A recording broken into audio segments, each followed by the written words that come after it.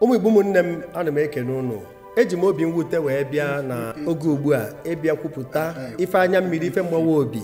Ndị Igbo sị na ọ na-abụ azọta ndụ edebere ọnwụ. Ọ na-abụ ofu onye dị ahọ 90 ebe ọ na-azọ ndụ ya n'ụlọ ọgwụ, ebe ọnwụ na-akụrụ ya aka n'ụzọ. Efu obe ọ na-ekwo ọnwụ, efu na onwere ife dị ka ndụ, n'agbanyeghị na nke anyị na-ebi ebe nke ọzọ ya aka mma, mana o nwere onye na-afụ ọnwụ were aka na-abụ nabata ya. Akwada na awago ife dana na-etego aja. Achọrọ m iji ohere a wee mee ka unu malụ ka ha rabụ ndị niile nyere aka. Ọnwa 15 ka nwanne anyị nwaanyị ebe Igbo nọrọ na hospital India, ọnwa 15 zuru ezu dị ife a. Ọ nata na 19 Disemba.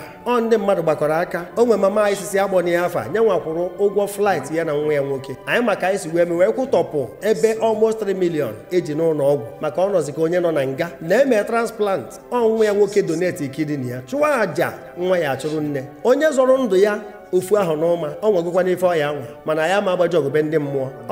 Nwa ya nwoke kpọọ m n'ekwentị wee sị m na mama ya arapụgo, n'agbanyeghị na mụ na ya gbara ugboro one ma one. Ọ na-agwa m the feelings ọ na-enwe. The painful death of Ada Igbo, the public figure. Oh my God. After all said and done, after all the effort humanity input in order to rescue her life, in order to revive her life, but at the end of it all, maybe the way God wants it, I sympathize with the family. I sympathize with our Igbo brothers and sisters. I sympathize to each and every one of us. And may her soul rest in the Lord. In the name of Jesus. May Almighty God comfort you and console your family, the people you left over. In Jesus' name. Watch this video, like, share, and then subscribe to my YouTube. As you are doing so, God bless you. Remember, one love keeps us together. I love you. That's why I present this message to you. Watch it. Ka ahụ ya si aza anụkatakụwakwa akọ dialysis. Ụnụ afụ n'obodo anyị nwụrụ anwụ. Ọ bụrụ ife emechaa na India, ife niile na-aga ọfụma. Emechaa test, ife niile ga ọfụma, dị successful, the kidney na-function very well.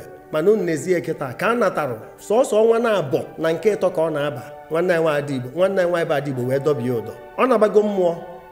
O jeghị izo onye nwaanyị oku. Ọ ife mwute bụrụ ife ịgba anya mmiri.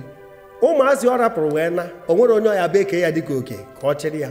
Mana ọnwụ bụ oke, ọ na-abịara onye ukwu na-abịara onye nta.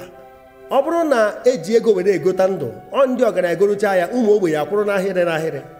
Mana ndị Igbo anyị gbara mbọ zaa oku akpọrọ. Ike agwụrụ unu emegide ife anyị mee nke anyị ji bụrụ mmadụ rapụrụ ndị mmụọ nke fọ ọnụ. Mana anyị emekwara gịnị? Anyị bee ka anyị ebe anyị eficha anya. Ana m asị nwanne anyị nwaanyị ebe Igbo, let Mrs. Juliet anọzie mmasị gị na nke ọma.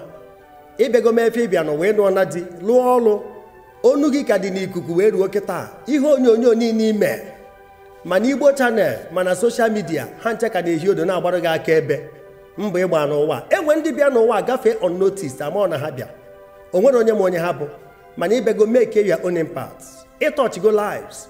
Ọtụtụ ndị mmadụ ka ịkpọta na ụlọ ebe ị na-alụ ọrụ redio steshọn unu ewee bịa kọwaa maka ọrịa akụrụ, ife gbasara kidney, nye nkụzi maka ya. Ị mara nọ ife ahụ ị na-achọ ka ndị mmadụ mụta ya bịara gị ụgwọ, ife onye na-asọ na-abịara ya. Ma na-agha ka anyị nọ n'ụwa, karat ka anyị na-achaji n'ụwa, onye agbatuoro ọnaba, ndị ọzọ na-emekwa. Mmasị gị jee nke ọma. Anyị na-ayọ Chineke ka mkpụrụ obi gị zuo ike na ndokwa. Ịnọrọ ebe ka mma nke anyị na-ekpere gị na-ekpere, mgbe anyị agbachakwa mbọ nwụọ n'ime onye nwe anyị ka anyị na gị na-abụzite iru na iru. Ana m asị gị daalụ, deje na-asị onye nwe anyị ya chekwa mkpụrụ obi gị n'aha onye nwe anyị Jizọs Kraịst, amen. Ụmụnne m, kesaa n'ihe onyonyo a ka ndị niile gbara mbọ wee zọ ndụ a fụkwazie ka anyị si wee gbadewe nya bụ ọsọ.